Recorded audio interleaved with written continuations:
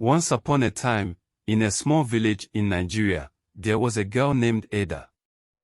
Ada was kind and always helped everyone in her village. But there were some people who were jealous of her kindness and beauty. They didn't like that everyone loved her. One day, these jealous people decided to get rid of Ada. They came up with a plan. They told the village chief that Ada was cursed and needed to be sent to the evil forest to save the village. The evil forest was a scary place. Everyone believed that anyone who went in would never come out. The chief, not wanting to take any chances, agreed. So, the next morning, Ada was taken to the edge of the forest. Her heart was pounding with fear, but she was brave. She walked into the forest, not knowing what would happen next. The forest was dark and quiet. The trees were tall and twisted, and strange noises echoed all around her. Ada felt very scared, but she kept walking. She knew she had to be strong. After walking for what felt like hours, Ada saw a light in the distance. She followed the light and found a beautiful, big house in the middle of the forest. Ada was very surprised. She knocked on the door, and a kind old man opened it. "Hello, my child. What brings you to this dangerous place?" the old man asked. Ada told him her story, and the old man listened carefully. When she finished, he smiled warmly. "You are safe here. Come inside and rest," he said. The old man took care of Ada and gave her food and a comfortable place to sleep. The next day, he introduced her to his son, Chijioke. Chijioke was a handsome and kind man who helped his father with everything. Days turned into weeks, and Ada and Chijioke became very good friends. One day, Chijioke told Ada a secret. "My father is actually very rich. He is a billionaire, but he chose to live here to help people who are in trouble." Ada couldn't believe it. A billionaire in the middle of the evil forest. Chijioke and Ada spent a lot of time together, and they started to fall in love. One evening, as they sat by a warm fire, Chijioke looked into Ada's eyes and said, "Ada, you are the most wonderful person I have ever met. Will you marry me?" Ada's heart was filled with joy.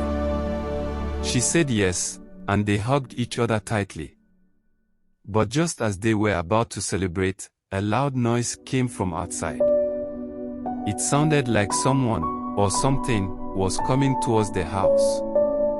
Ada and Chijioke looked at each other, their hearts beating fast. What could it be?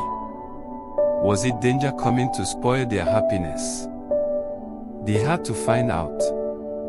Ada and Chijioke quickly stood up, their hearts pounding with anticipation and fear. They stepped outside and saw a group of villagers approaching the house. Ada recognized them immediately. It was the same group of jealous people who had sent her to the evil forest. The leader of the group, a mean-looking man named Okonkwo, stepped forward. "So, you survived the forest, Ada. We never thought we'd see you again," he sneered. Chijioke stepped in front of Ada protectively. "What do you want?" he asked, his voice firm. Okonkwo laughed wickedly.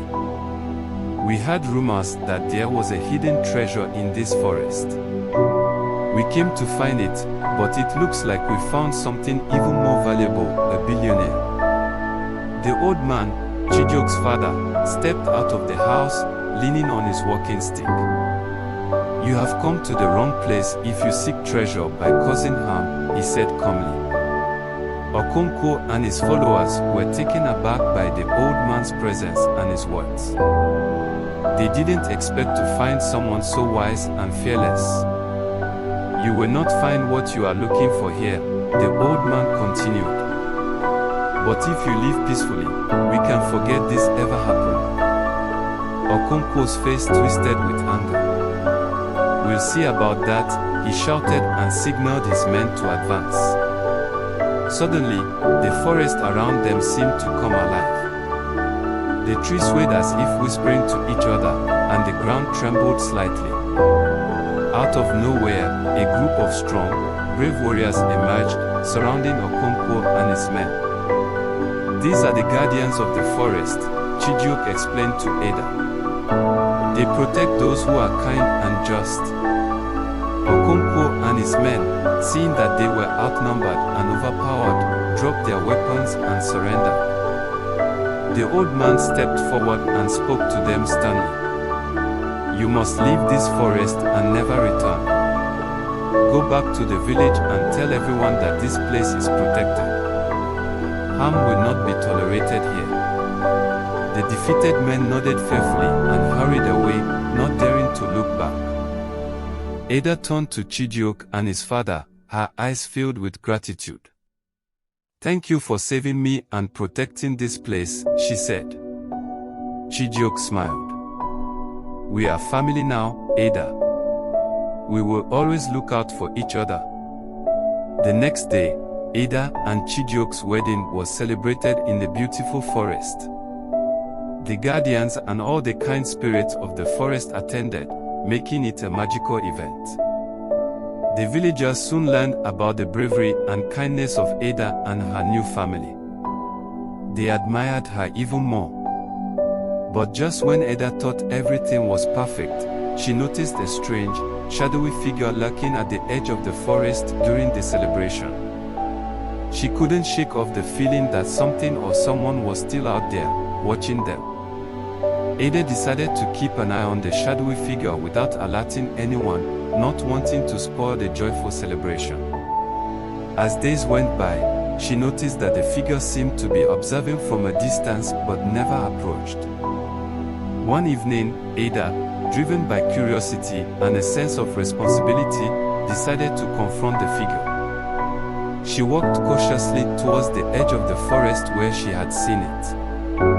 To her surprise, she found a young girl, looking scared and lost. "Hello," Ada said gently. "Why are you hiding? Are you in trouble?" The girl looked up with tearful eyes. "I was sent here by my village. They think I am cursed, just like they thought about you." Ada's heart ached for the girl. "You are not cursed," she said firmly. "You are special, and you are not alone." Ada brought the girl back to the house and introduced her to Chijioke and his father. They welcomed her with open arms, just as they had done for Ada. The girl, named Ifeoma, soon found peace and happiness in the forest, surrounded by people who cared for her. The village eventually learned about Ada's kindness and courage.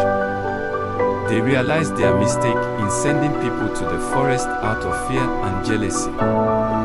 The villagers decided to change their ways.